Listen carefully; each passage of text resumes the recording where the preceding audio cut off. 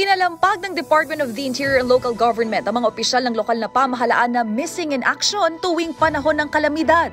Ayon kay DILG Secretary Benhur Abalos, kailangan ng kanilang presensya tuwing ganitong may sakuna upang matiyak na naipatutupad ng tama ang disaster response measures sa kanilang nasasakupan. Paalala pa ng kalihim, ito ang nakapaloob sa Operation Listo Manual ng Kagawaran na dapat ay present bago, habang at pagkatapos ang mga opisyal ng lokal na pamahalaan sa oras ng kalamidad. Pakiusap pa ni Abalos, sundin ito upang masiguro ang kaligtasan ng ating mga kababayan. Ginawa ng kalihimang paalala sa gitna ng kanilang pagbisita ni Pangulong Ferdinand Marcos Jr. sa Tacloban City na binayo ng malakas na ulan, partikular na ang Northern Samar at mga kalapit na probinsya bunsod ng low pressure area na nagresulta sa matinding pagbaha. Ipinag-utos naman ni PBBM sa lahat ng kinauukulang ahensya ng gobyerno na patuloy na magkaloob ng food pack sa mga apektadong pamilya sa lalawigan. Habang magbibigay naman ng 10,000 pisong tulong pinansyal ang National Housing Authority o NHA.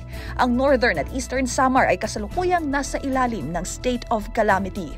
At yan ang MBC Network News. Mula sa kauna-unahan sa Pilipinas, DZRH, ito si Angelica Cosme. Tuloy-tuloy sa pagbabalita, tuloy-tuloy sa serbisyo, sama-sama tayo, Pilipino.